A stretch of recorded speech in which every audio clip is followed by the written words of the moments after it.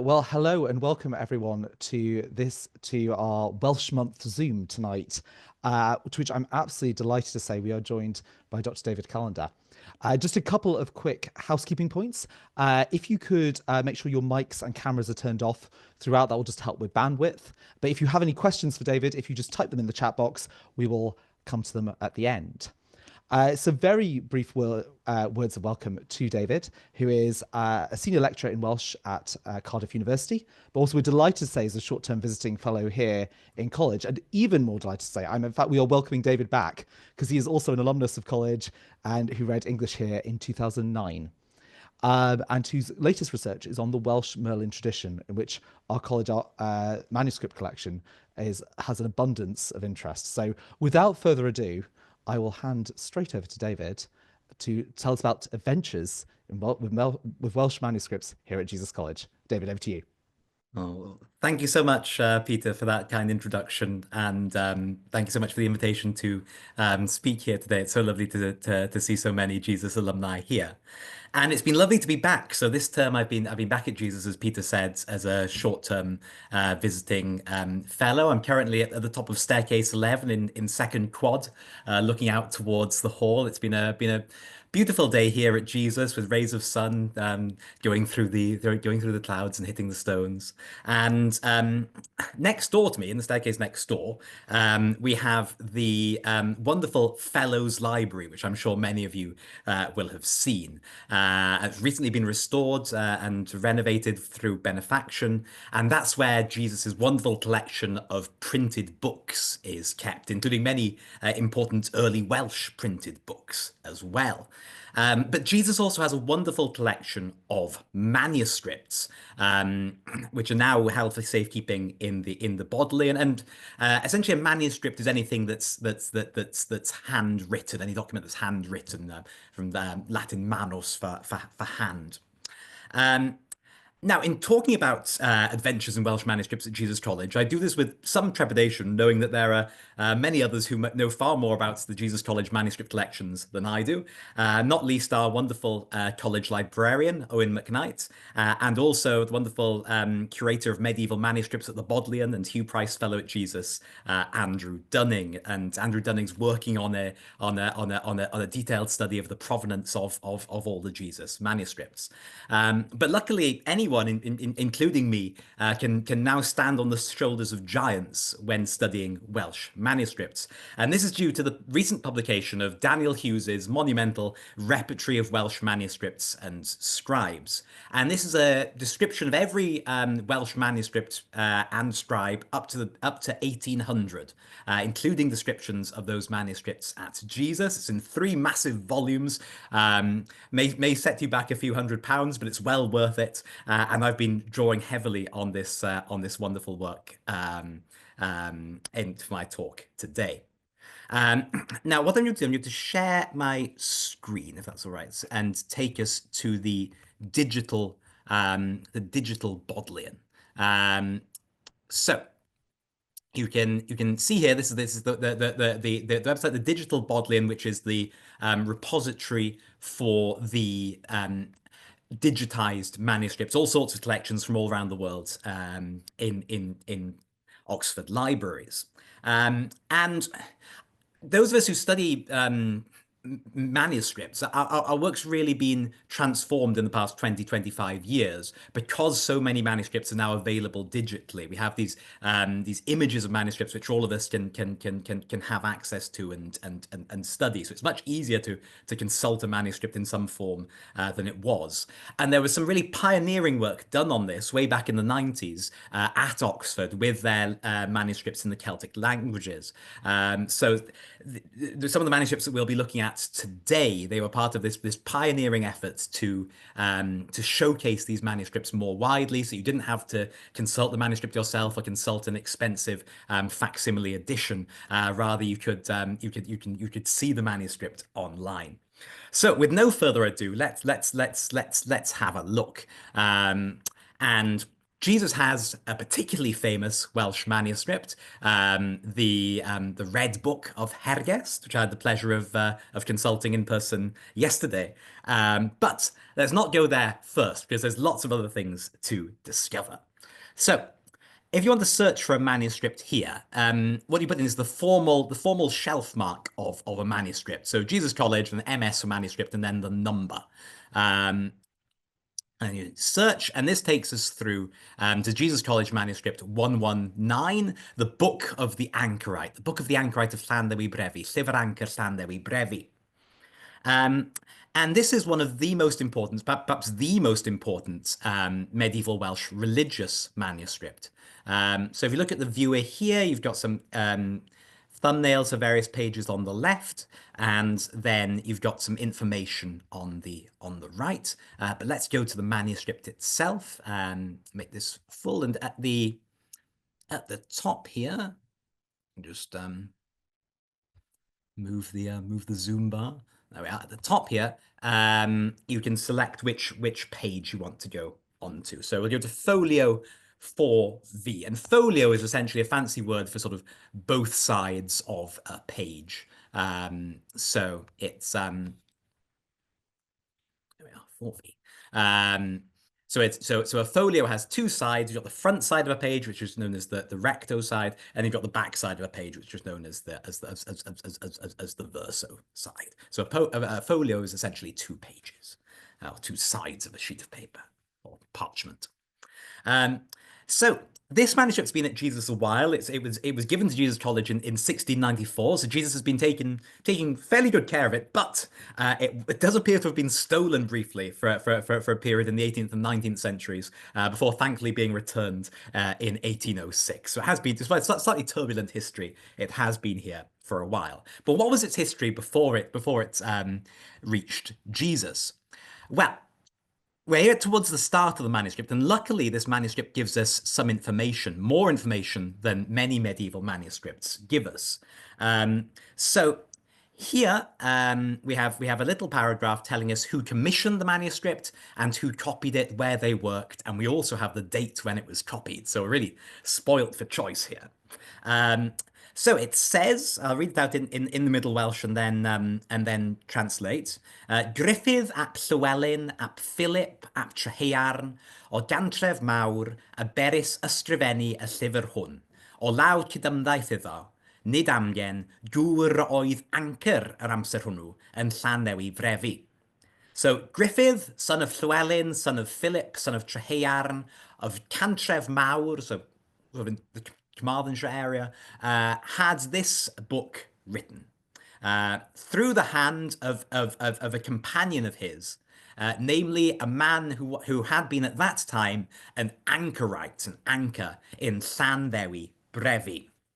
Now, Llandewi Brefi, as I'm sure many of you know, is a small village in West Wales, just the other side of the Cambrian Mountains, and it's a village with long religious associations. It's got perhaps the earliest reference to Saint David surviving in a stone inscription in its church walls, and it was here that David is said to have raised up a hill so that people could hear him talk while he was preaching. And that's been considered perhaps a superfluous miracle in that part of Wales. But in any case, it is a place with a very long religious association. And so this chap who wrote this manuscript, who copied it out, was an anchorite. So an anchorite is a bit like a hermit, a religious hermit, but rather than going out into the wilderness and living on their own, rather anchorites would be isolated within churches. They'd sort of have a cell within the church where they would stay, separated from the secular world, so they could concentrate on spiritual concerns. Although the way that this is phrased suggests that maybe this anchorite gave up after a little while and went on to do other things. He had been an anchor. But in any case, well, he's there copying out this manuscript. But the patron whose name we get Griffith ap Llywelyn. He was the one who paid for it.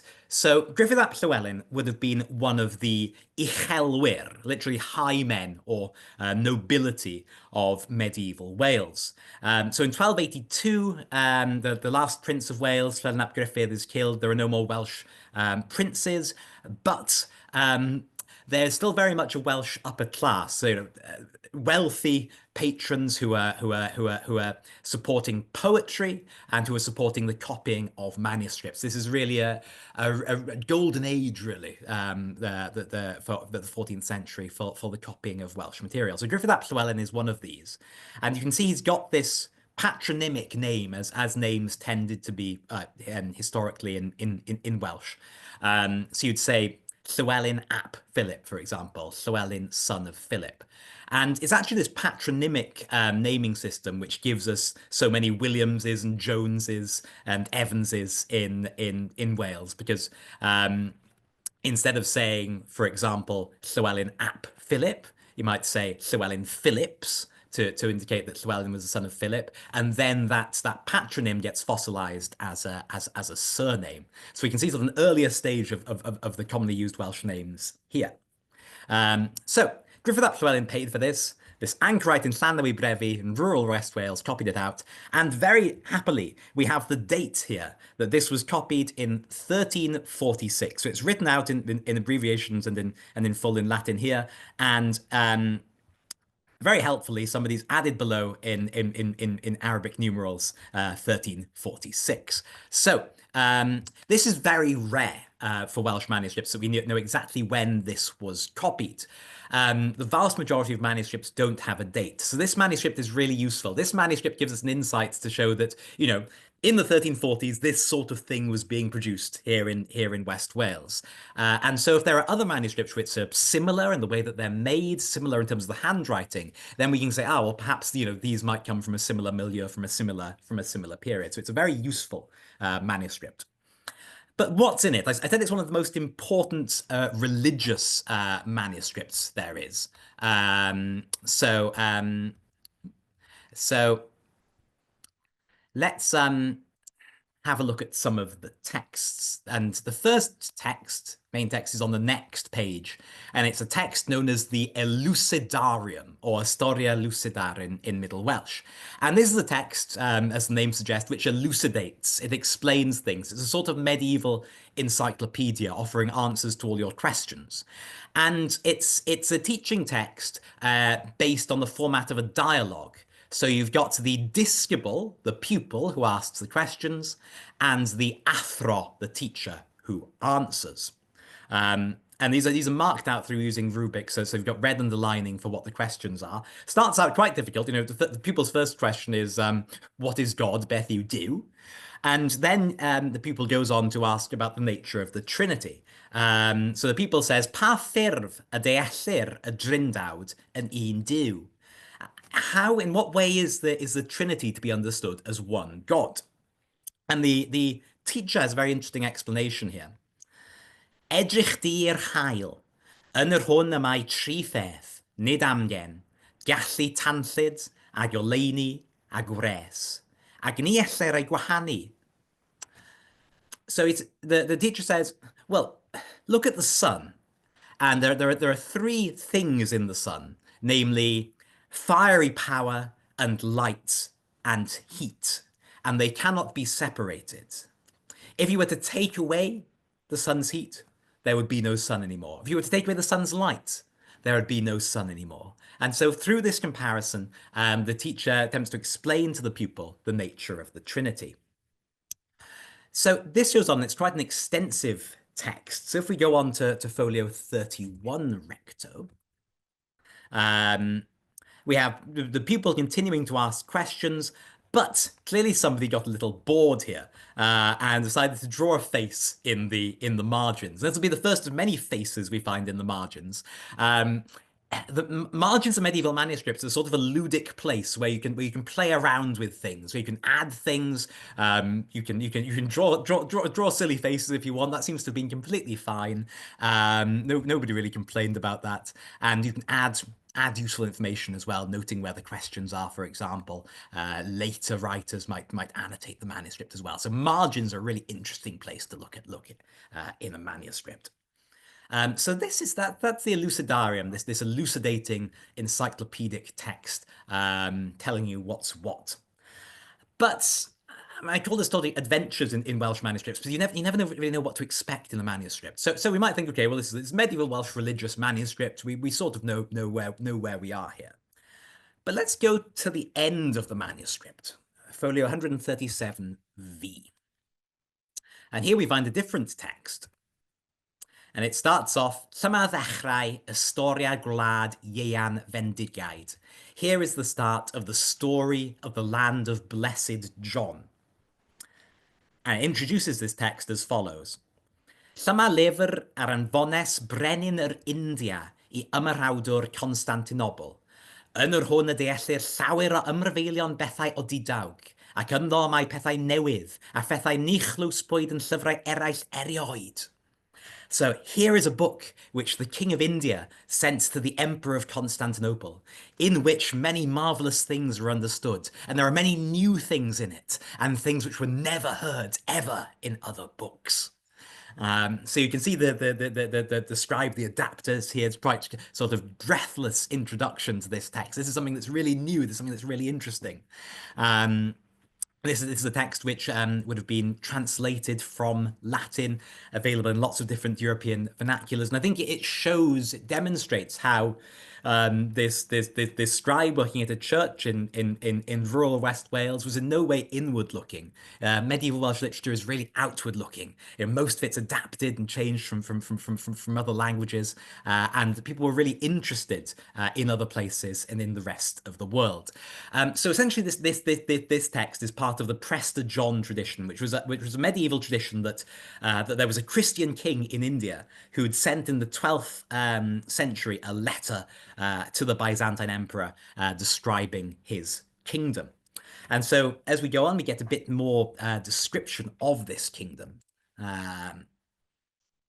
So if we go ahead 2 pages, we have a description here of the animals which are found in the land of the Blessed John. Yn ein tir ni, y genir anifeiliaid a elwer elephaids, a dromedraids, a chamelaids.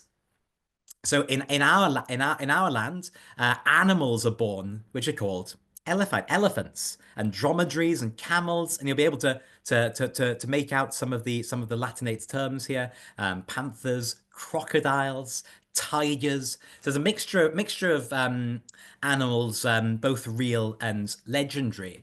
And obviously, for this scribe and for this patron working in rural West Wales in the 14th century, they wouldn't have had the sort of direct access to other parts of the world which we do today. But obviously there were long-standing indirect connections, and there's an obvious interest here. There's an obvious interest to know about other parts of the world, to find and translate these books which contain new things which we've never heard of before. So I think this is an example of how manuscripts can surprise us. Text within manuscripts might not necessarily be quite what we expect. So that's the Book of the Anchorites. Now, if we go back to search, we can find another Jesus College manuscript. And we're going to look next at Jesus College manuscript 20. And this is the compilation, which includes both poetry and prose. Let's get us to the right page. Reverso. Great. So it's a really interesting and really important compilation, copied by one scribe around the year 1400. Fairly unadorned, fairly simple and quite small, as most manuscripts from medieval Wales tend to be, apart from the big one that Jesus has got, which I'll get onto. And so it contains a mixture of poetry and prose, some early Welsh poetry, a Mabinogion romance, and a detailed description of the appearance of Christ, Pryd y Mab, as well as important genealogies, so family trees of the Welsh and the ancient Britons. So this was copied by one scribe as I say, around 1400, probably in Glamorgan in South Wales, and has been at Jesus for a long time. It was donated to Jesus about 1700, so it's been with us for a good few centuries. And it also contains King Arthur. So, if we have a look at this text here, it's called Englynion yr Eryr, the Englynion or verses of the eagle. And what it essentially is a conversation, a dialogue between Arthur and the eagle, where Arthur asks the eagle for some rather elementary theological advice. And there's a broader medieval tradition of eagles imparting wisdom. So we have an example here. So Arthur asks the first question. Mi ai gyfynnais I ffeiriaid ac I esgub ac I yngnaid, pa beth orau rag enaid? I asked priests and bishops and judges, what's the best thing for the soul? And the eagle replies, Pader am y ciaid a bendigedig gredo, a'i cano rhagenaid hyd angau, gorau goddyfnod. So the best things for the soul are the Lord's Prayer and the Beatitudes and the Blessed Creed. Those who sing it for their souls will have the best practice until death, hyd angau. So we can see here that Arthur perhaps hasn't been paying too much attention, but the eagle sort of pulls him up and says, these are the prayers which you should be saying. And you could see that this, as with the Elucidarium, is an interesting example of sort of dialogic pedagogy. So it has the dialogue as sort of a way for perhaps students, school pupils, to be able to gain this elementary religious knowledge, as this sort of an instructive text. Now, so those are two of the medieval manuscripts in Jesus College's Welsh collections. But Jesus also has important early modern Welsh collections and in languages other than Welsh, of course. And so this is one example of these sort of learned early modern manuscript. Let's go to a random page here. Page 30. This is paginated, so this actually has pages like a modern book. So the early modern period is really interesting, 16th and 17th century in Wales. There are lots of Renaissance scholars who are traveling to London and to the continent who are very keen on bringing all the latest learning into Welsh. And it's this period which sees the translation of the Bible into Welsh. So there's a very learned translation of the New Testament by William Salisbury in 1567, printed 1567. And then we have the famous 1588 full translation of the Bible by William Morgan. Hugely influential undertaking.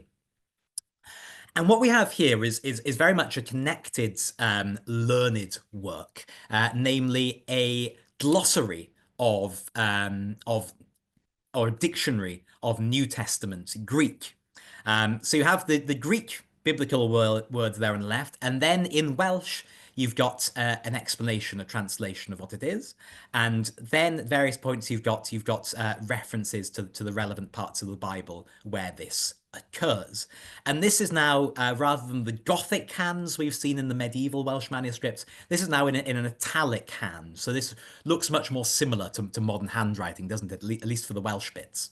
And you can see how this would have been very useful for Welsh clergymen engaged in biblical study, that they could study the Greek Bible, and they would have this Welsh dictionary which they could compare. It was copied out by David Morgan of Cymer in Glamorgan in the 17th century and donated to Jesus College in 1759. So it's been with us a while, and it's interesting to think whether learned scholars at Jesus, we're comparing their copies of the Greek New Testament with this dictionary, or making use of it as a scholarly learned tool. So this is just one of the very many early modern Welsh manuscripts at Jesus. I haven't got time to go into them in great detail today, but they're really fascinating stuff, and often they're really unstudied. Even less so than the medieval Welsh manuscripts. There's often been very little work on the early modern material, so there's so much to be discovered about them. But now I think I've held off long enough from um, our prize manuscript, known by the formal shelf mark Jesus College Manuscript 111, or the Red Book of Hergest, Llyfr Coch Hergest. This is page 1 here. Um, this is the manuscript which it's a wonderful thing to see, actually. It's so heavy. The biggest Welsh manuscript surviving from around 1400, biggest medieval Welsh manuscript. It comes from a time when there were lots of big manuscripts being produced, like the biggest Middle English manuscript, the Vernon manuscript. And when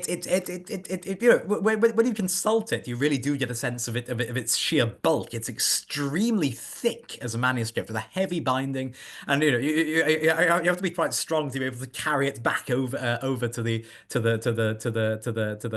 desk at the library. So it really you really have to see it in person to appreciate the size of this thing, and it's drawn interest for a very long time. Even King Charles, then Prince Charles, came to view the manuscript fairly recently at Jesus College. So it's widely known how important this manuscript is.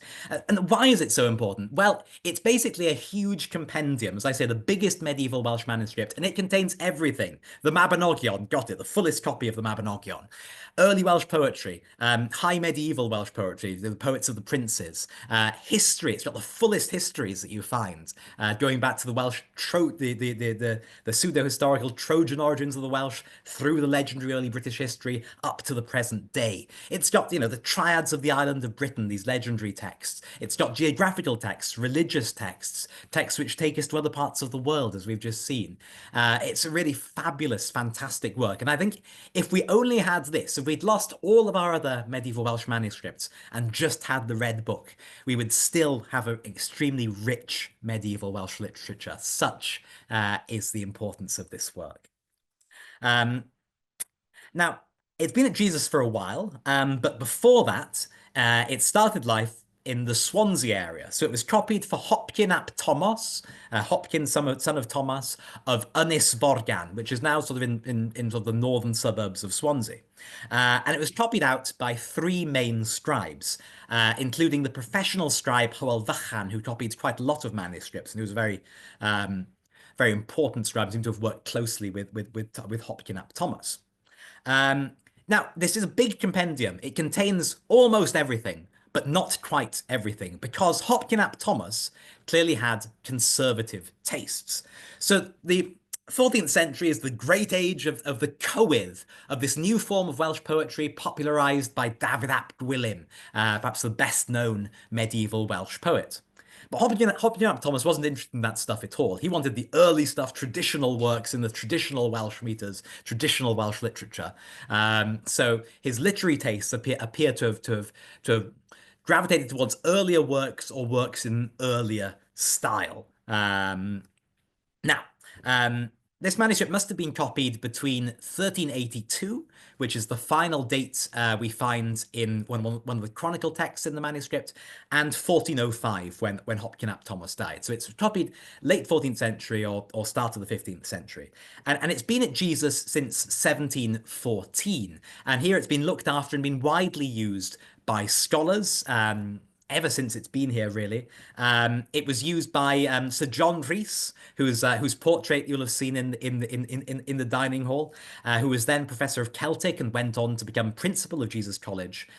He used it in collaborating on a splendid diplomatic edition of the historical texts of the Red Book.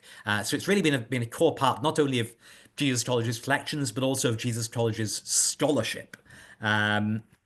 Now, I mentioned that this is the fullest copy we have of the Mabinogion, the other main copy being in the White Book of Rhydderch, a sort of sister manuscript to the Red Book held at the National Library of Wales. And the Mabinogion are essentially these wonderful collections of medieval Welsh prose literature. So legendary history, dream visions, satire, legends of the ancient Britons. They're really wonderful texts to read. So let's have a look at the Mabinogion, this manuscript. Let's go all the way to folio 175.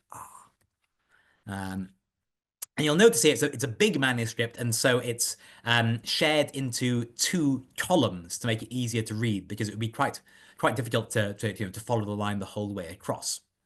So this is the text called Cyfranc Lludd a Llefelys, the tale of Lludd and Llefelys, and it involves legendary early British history about King Lludd and what went on during his reign and the oppressions that came to the island of Britain. And one of the things that King Lludd did, who was King of Britain, was to measure the island. So it says here at the bottom of the column, Lludd y berys mesuraw yr ynys ar ei hyd ag ar ei lled. So King Lludd had the island measured lengthwise and breadthwise. And ag yn Rhydychen y cafas a point perfedd. And he found the middle point of the island of Britain. Well, where else other than Rhydychen, Oxford? The medieval Welsh saw themselves as descendants of the ancient Britons with a claim to rule of the entirety of the island of Britain. And so putting Rhydychen, putting Oxford at the centre of the island of Britain, its middle point, is very much putting Oxford at the centre of the medieval Welsh world. But we can see here, Rhydychen, the word here, it isn't treated with due seriousness necessarily. It's got this nice ascender on the H, which goes up, and the scribe decided to use this as an opportunity to draw this face, this little doodle in the margin, rather unhappy looking face maybe, above the achen part, the oxen part of Oxford. So this is again an example of how scribes tend to play around in the margins. So, Oxford, the centre of the medieval Welsh universe, as it were. But there are also a number of very significant places in medieval Welsh literature, London, northwest Wales as well, and we'll go on to that in our next text. Because of the Mabinogion tales, the most famous, and some would say, some of the most brilliant to read, are the four branches of the Mabinogion. These legendary early tales that seem to incorporate lots of early material. And here's the start of the second branch, known as Branwen Ferch Llyr, Branwen, daughter of Llyr. It starts off Llymer ail gainc o'r Mabinogi. Here's the second branch of the Mabinogi. And it starts off with the giant king of Britain, Bendigeidfran, son of Llyr, sitting with his court in Harlech. Harlech, as I'm sure many of you know, is a town in northwest Wales, which looks out over the coast. And Bendigeidfran is holding his court there, but he's crowned king of the island, and he's invested with the crown of London. So the fact that you have a ruler of the whole island of Britain and wearing the crown of London with his court in northwest Wales tells you a lot about the various aspects of medieval Welsh identity. So, Giant King is sitting there with his court. Everyone's quite relaxed. But what happens next? Well, here's what the text says to us. Ag fel y ddoeddynt yn eistedd felly, wynt y welynt teir llong ar ddeg yn dyfod o dehau Iwerddon, ac yn cyrchu parth ag atynt, a cherdded rhugil ebrwydd gantynt. Y gwynt yn ei hôl ac yn ei nesau yn ebrwydd atynt. And as they were sitting there, they saw 13 ships coming from the south of Ireland and coming towards them, and they had a swift, easy pace, the wind behind them coming towards them very quickly.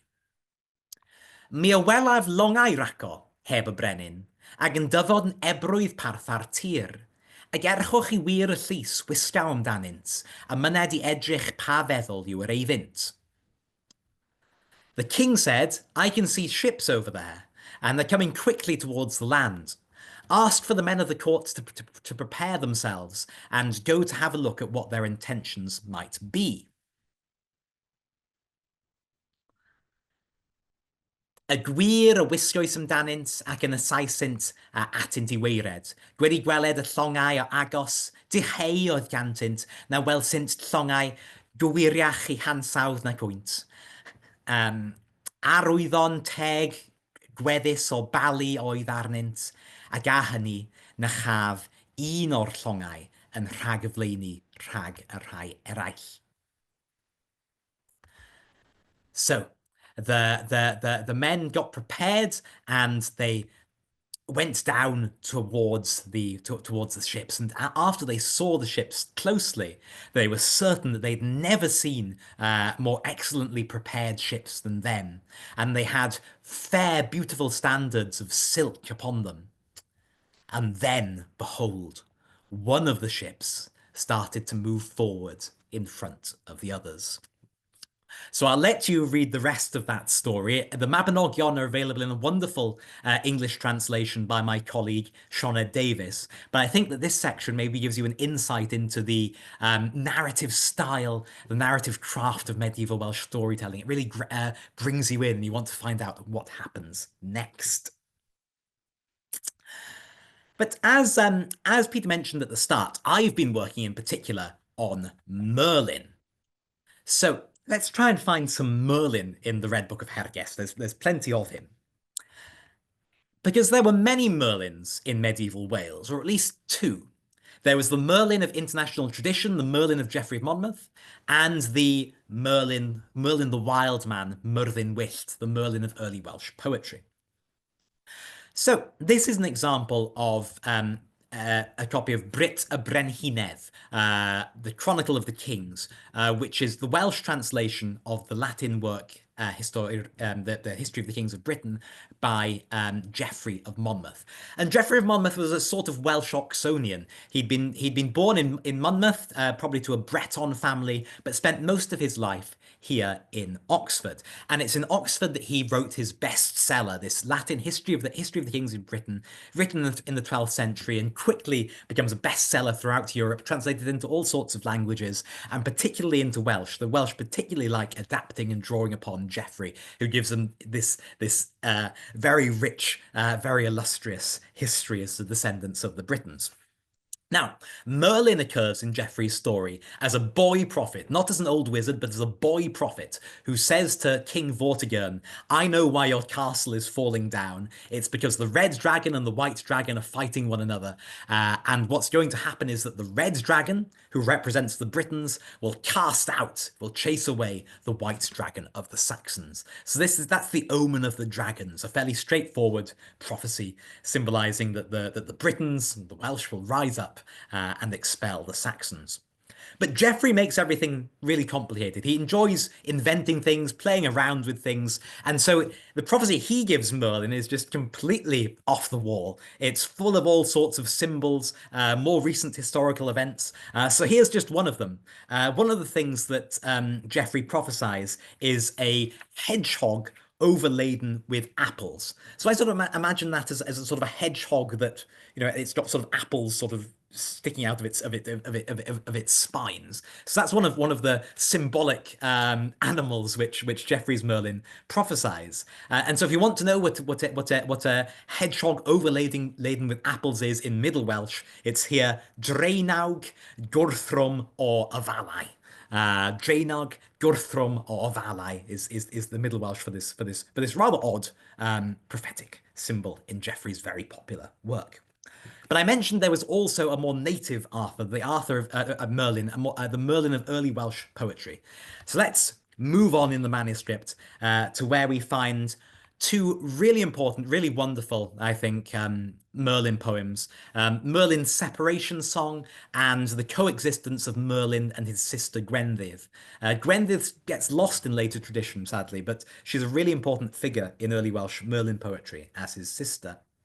And so I really think that the coexistence of Merlin and Gwendydd is sort of this great Welsh epic in its own sort of idiosyncratic form, where Gwendydd asks what will happen next, and Merlin gives the next part of the prophecy.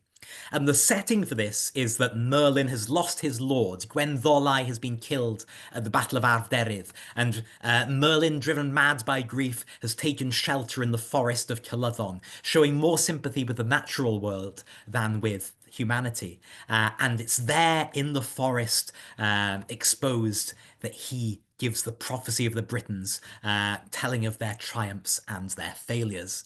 And so this starts off in Merlin's own day in the 6th century, Old North of Welsh-speaking northern England, southern Scotland, where he was set, and continues on to the period of the composition of the poem in the 13th century. So it starts off with legendary early British rulers, then early medieval Welsh rulers, high medieval Welsh rulers, up to Llywelyn ap Iorwerth at the start of the 13th century.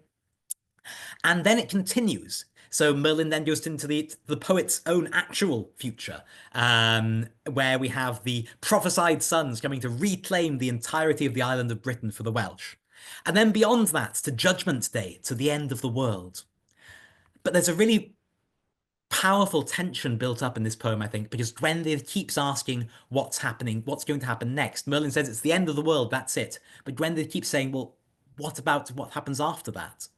And Merlin just relates destruction here. There's no second coming. Christ isn't mentioned in the poem at all. It's simply earthly destruction. And Merlin himself seems to be dying here. And so there's a sort of comparison made with the destruction of humanity, the destruction of the world, and Merlin's own destruction, Merlin's own end. And it leads to some really poignant meditations, I think, on the nature of our humanity and the nature of grief. Gwendydd wants to hold on to Merlin. I think that's one of the reasons why she keeps asking him so many questions. She doesn't want him to go. She doesn't want to lose him. She's lost all of her other brothers already in war. She doesn't want to lose Merlin. But Merlin says to Gwendydd, Gwendydd na fydd anhylar, neu roed y llwythyr ddaear, diofryd o bawb a gar. Gwendydd, be not bitter. The family has been put in the earth. Everyone lets go of that which they love. And then Gwendydd replies, Imbyw nith ddiofredaf, a hyd frawd if goffaf, dy ffosawd trallawd tramaf. In my life, I will not let go of you, and until Judgment Day, I will remember you. Your death is the heaviest trouble for me. So Merlin, despite being out of his mind with grief for the loss of his lord, just thinks that everyone's going to forget him and just says, everyone lets go of that of those whom they love. Diofryd o bawb a gar, one of the most powerful lines of early Welsh poetry, I think. But Gwendydd comes right back and says, I'll not let go of you throughout my life, and I'm going to remember you to Judgment Day. So we've got these various models for grief, with Merlin thinking everyone just forgets, and Gwendydd holding on and insisting that she will remember, that she does care about Merlin and she won't forget. So it's just a brief excursion, really, into the wonders of Welsh Merlin poetry, which is now available at merlinpoetry.wales if you're interested in seeing the sort of thing more broadly we've been doing on the project. But I really think that Welsh poetry early Welsh poetry is so much the province of philologists and historians. It seems it could give us some insights into history, cultural history. It could tell us something interesting about the history of language. But really, there's no reason why we can't read these texts like we read Chaucer, like we read Dante, like we read Shakespeare. They're really elegant, profound works which really respond so well to close reading, I find. So I hope that we'll open up these texts for further literary analysis. So there we are. So to conclude it, it's always an adventure looking at the manuscript. You never know quite what you're going to find. You'll often find the unexpected. And the wonderful things about manuscript is that every manuscript is unique. So I'd encourage you all to go to the digital Bodleian, go and have a look at the Jesus College manuscripts there and see what you might discover. Thank you. Thank you so much, David, for that fascinating insight into the manuscript collection and your research. So we already have, if anyone would like to start, if you have any questions for David, please type them in the chat box and we will get through as many as we can. But first of all, we already have one from Clive. Clive's asking, how and by whom were people schooled and trained in literate Welsh in the 14th century? Oh, thank you, Clive. There's a very interesting question. So we might take the example of Dafydd ap Gwilym, who's a 14th century poet and very famous, very important literary figure. Clearly able to, very familiar with Welsh literature and with written Welsh. And it would appear that he'd had some schooling, or it's thought that he may have had some schooling at a monastery at Strata, Florida. So he came from Ceredigion, from Cardiganshire, and Strata, Florida was an important nearby Cistercian monastery, and so it would have appeared that would have been a place where he would have been able to learn some Latin, but also learn Welsh. And there's one manuscript page that's thought to be in the hand of Dafydd ap Gwilym in the Henry Gadred manuscript, which suggests that he's had this sort of schooling in a sort of religious institution. But there might also have been other contexts as well. For example, legal contexts. There's a really strong medieval tradition of Welsh law, and I didn't get onto it, but there's an important Welsh law manuscript at Jesus, a very important manuscript.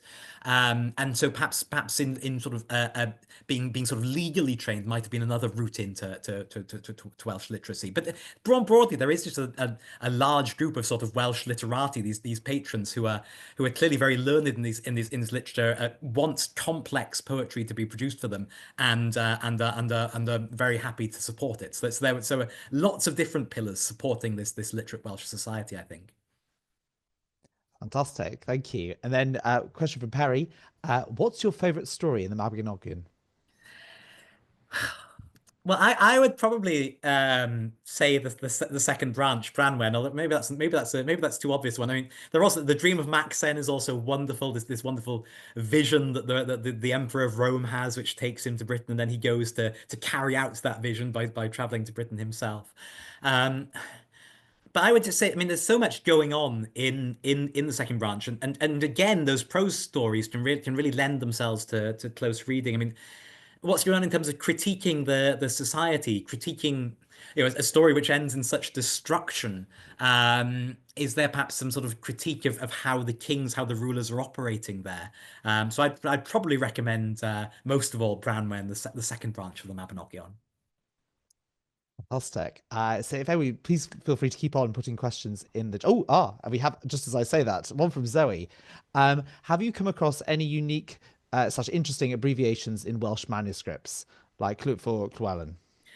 Oh yeah, thanks, Zoe. That's a really interesting point. So it really varies from language to language how much abbreviation there is. So if you look at Latin manuscripts, often there's a huge amount of abbreviation. Medieval Welsh manuscripts aren't so heavily abbreviated, which is good. It makes them easier to read. So if you've been looking at the manuscripts we've seen today, there hasn't been that much abbreviation. There's a bit, as you rightly point out, in that opening paragraph from the Book of the Anchorite. So there's an abbreviation for the RE in Cantref Mawr, and there's also the double L used to abbreviate Llywelyn, and that's one of the abbreviations that's used. Sometimes you get double D for Dafydd as well. So names can be abbreviated, and sometimes you get what's called a nasal bar. Um, so instead of writing a final M or an N, you can just put a line across the preceding vowel. And that's known as nasal bar. Very common Latin abbreviation, but it's also used in Middle Welsh. So there are some interesting abbreviations, but on the whole, the medieval Welsh scribes, when writing Welsh, weren't big abbreviators. Fantastic. Question from Angela. Is there any link from the college's Red Book of Hergest to the copy in the possession of the Besanquets at Dingasco Court, as used by Lady Charlotte Guest via the Bard Tigid, formerly of Jesus College? Thank you, Angela. That's a really interesting and detailed point, and I'm afraid I don't know the answer off the top of my head, but I would think so, because in the in the 19th century, the Red Book was widely used, widely known, and for those who were drawing upon this text, directly or indirectly, it was one of the core manuscripts for studying this material. It was one of the four ancient books of Wales, so named by the Scottish 19th century historian Skene. So it was really a well-known book. So I suspect there would probably be a connection. Fantastic. Question from Paul now. How many years do the Mabinogion tales span and in what centuries? Well, in terms of when they were composed, dates sort of generally range between the 11th and 13th centuries. So these are very much medieval Christian written productions as they stand. The question of how far the underlying elements go, some of the names, for example, have echoes with deities we find in Celtic inscriptions. That's really a matter of continuing scholarly debate how ancient the material is. And then in terms of when these tales are set, so they're sort of set in the ancient history of Britain, a time when the Britons ruled the whole island, the time with which the Welsh were really obsessed in the medieval period, because this was a time that gave them, great power and great dignity, looking back. So it's when exactly they're set. People often say they're set before Christianity because there aren't really these obvious Christian elements. But there's one bit where Branwen dies, where she says, "O yw'r fab Duw, is dal ddwy ynys y ddeffeithiwyd o'n hachosi, a dodi chenaid mawr ag ar hynny torri chalon." So she says, um, um, "O Son of God, uh, Gwaivim Genedigaeth, it's wretched that I was born. The nobility of two islands have been destroyed because of me. Although it's not really her fault, but she blames herself anyway. And then she dies of grief. Thereupon her heart breaks. And that I always find that odd because that's that's the most powerful bit of this text, and then Branwen just says, "Oh, Son of God," and the idea that that could be some sort of scribal error or somehow prophetic, or I don't know. I find it a bit odd. So the when these tales are set, I would say is very much an open question as well. Fantastic. And then we have a question from Gerson here. How far do the early modern manuscripts reflect the Renaissance and the subsequent intellectual revolution of the 17th century? Well, thank you so much, Kirsten. So the manuscript number 17, which was the one that I was looking at, really fully reflects that, doesn't it? It's that's in no way a medieval manuscript, is it? It's a paper manuscript, not on parchment. It's using italic handwriting, not Gothic, and it's using Greek, not Latin. It's a dictionary of Greek. Sorry. So that is very much an intellectual early modern creation, building on the contributions made by Welsh Renaissance scholars, particularly in biblical translation in the 16th century. But there are also manuscripts at Jesus which are very much more a continuation of medieval practice. Collections of poetry. There are lots of collections, 17th and 18th century collections of medieval Welsh poetry, and they're very much a continuation, a reflection of medieval Welsh practice. Similarly, some of the historical texts that we find, these ancient legendary historical texts, they continue to be copied in early modern copies. So it's a mixture of continuity of the medieval and this exciting new Renaissance learning coming in. Fantastic. And we have one final question from Alice. Oh, or we might have just another time for Angela's second one. From Alice, first of all, are there any particularly distinct features of Welsh manuscripts in comparison to other British ones? So on the whole, what Daniel Hughes says about Welsh manuscripts is that if a scribe from Paris were to arrive in medieval Wales and look at the manuscripts, other than the language, they wouldn't be particularly surprised. They would maybe be slightly old-fashioned in some ways compared to a major centre like Paris, but on the whole, they're very much in keeping with broader trends. So not only in England, but also more broadly in Western Europe. So. The manuscripts themselves tend not to be that different. There are some elements of the handwriting. So, for example, you may have seen in the Red Book, they have this odd sort of what's called an incurling V that looks like a number 6. So that often stands for an oo sound, and that sort of develops as sort of a uniquely Welsh letter form. Similarly, the double L is often marked with a line through it to mark out that this is one letter. So there are some more distinctively Welsh innovations in the handwriting, but on a whole, I'd say the traditions aren't cut off from what's going on internationally. They're very much part of broader conventions within a broader European context. Fantastic. And then one final question from Andrew again. How laborious would it have been to do the writing? For example, waiting for one side of the photo to dry before turning over, while still having some sense of overall content. That would have been very laborious, and obviously there would have been different. It would have there have been different types of ink and so on, and different qualities of parchment, and it would have varied slightly depending on that. But I think that also raised the interesting question of, what were the scribes thinking? Were the scribes just copying letter forms? Or were they copying literature? I think that's a much bigger debate between medieval studies in medieval studies. Was Howell the Han just there to say, okay, I've got these letter forms in my exemplar. I've got these letter forms in what I'm copying. I'll just copy them out. I won't think about, really about what I'm copying other than, it's a row of letters. Or was Howell the Han thinking, I'm copying poetry here. I need to, make sure that I'm thinking about, that I've copied the rhyme correctly, that I've copied the meter correctly, and so on. So I think how much scribes were concentrating and what they were concentrating on, which probably varied from scribe to scribe, is a very interesting question. And to say what, as we have a couple of minutes left, Elizabeth, one very final question. Are there any illuminated manuscripts in Jesus's collection? So there will be more broadly outside the Welsh manuscripts. On the whole, Welsh manuscripts aren't particularly heavily illustrated. There's a volume by Cyrudwen Lloyd Morgan looking at illumination in Welsh manuscripts. So rarely we tend to have sort of fairly plain manuscripts with some red and green in them. Mostly just red as well as the plain black ink in the ones that we've seen today. But that doesn't mean that they're entirely lacking in drawing of all sorts. So often there are less formal drawings in manuscripts. So in the margins, you'll have these legendary creatures drawn sometimes. You'll have monsters. You'll have faces, as we've seen. So I would say on the whole, Welsh manuscripts have these less formal types of illustrations. But if you're interested in an illuminated Welsh manuscript, there's a wonderful law manuscript in the National Library of Wales with pictures of the various law officers of the medieval Welsh court. Owen notes that the Cirencester Abbey manuscripts provide some nice examples of illuminations from other parts of our collection. Fantastic. And that's a wonderful way to segue and say that the wonderful thing about the digitization of these manuscripts is we can all enjoy them from the comfort of our own home as well. So please do explore this wonderful collection and join me in thanking David so much for joining us this evening for this fascinating talk.